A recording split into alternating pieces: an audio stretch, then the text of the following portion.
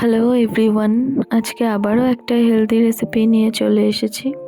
আগের দিন একটা হেলদি কাবাবের রেসিপি দেখিয়েছিলাম, জানি না আপনাদের কেমন লেগেছে। আজকে একটা হেলদি পনির রোলের রেসিপি নিয়ে এসেছি। সো এটা আমি প্রায় দিন ডিনারে খেয়ে থাকি, ওই জন্যই এটাকে আমি যেহেতু হেলদি বললাম সেই জন্য আগে একটা রুটি করে নিয়েছি। চাইলে এটা ময়দা দিয়ে করা যেতে পারে, কিন্তু হেলদি বলেছি সেই কারণেই এটাকে আমি আটা দিয়ে বানিয়েছি। আমি পার্সোনালি ময়দাটাকে একটু অ্যাভয়েড করে চলি, বলতে পারেন খাই না, কেন কি ময়দাতে প্রচুর পরিমাণে কার্বোজ থাকে। সো সেই কারণেই ময়দাটা খাওয়া হয় না। আটাটাও খুব বেশি খাই না, কিন্তু মাঝে মাঝে রুটি খেতে হলে তখন আটাটাকে ইউজ করতে হয়।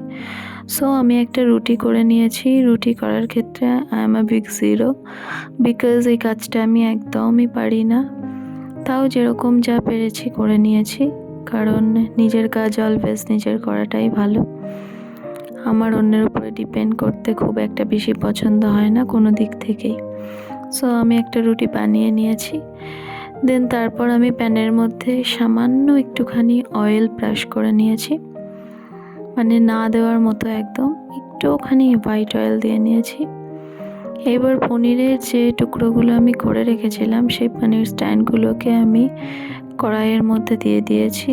এপিঠ ওপিঠ ভালোভাবে সেকে একটু যখন লাল লাল হয়ে গেছে অপর দিকটা আমি উল্টে দিয়েছি। দেন তারপর এগুলো যখন টোটালি কুক হয়ে গেছিলো, এগুলোকে আমি একটা প্লেটের মধ্যে নামিয়ে নিয়েছিলাম পনিরগুলোকে। তারপর একটুখানি শসা কুচিয়ে নিয়েছিলাম, একটুখানি পেঁয়াজ কুচিয়ে নিয়েছিলাম। নেওয়ার পরে মানে রোল করতে বাড়িতে সামান্য কিছু ইনগ্রিডিয়েন্টস যেগুলো অলওয়েজ আমাদের বাড়িতে থাকেই, সো সেইগুলোই করে নিয়েছিলাম। অ্যান্ড তারপর রুটিটার মধ্যে পনিরগুলোকে সুন্দরভাবে আমি সাজিয়ে দিয়েছিলাম, মানে রোল করতে গেলে মাঝ বরাবর যেভাবে করতে হয় সেটাই করে নিয়েছিলাম। ওপর থেকে একটুখানি শসা কুচি ছড়িয়ে দিলাম, একটুখানি পেঁয়াজ কুচি দিয়েছি। এবার আপনাদের অনেকের মনে হতেই পারে যে পনিরের সাথে তো পেঁয়াজটা খুব একটা যায় না, তাও আবার কাঁচা পেঁয়াজ। সো আগেই বলে রাখি, এটা আমার একটা পার্সোনাল চয়েস, কারণ রোলের মধ্যে পেঁয়াজ না থাকলে আমার একদমই ভালো লাগে না। সো সেই কারণেই আমি দিয়েছি। ওপর থেকে সামান্য একটুখানি চিলি সস দিয়েছি, গ্রিন চিলি সস।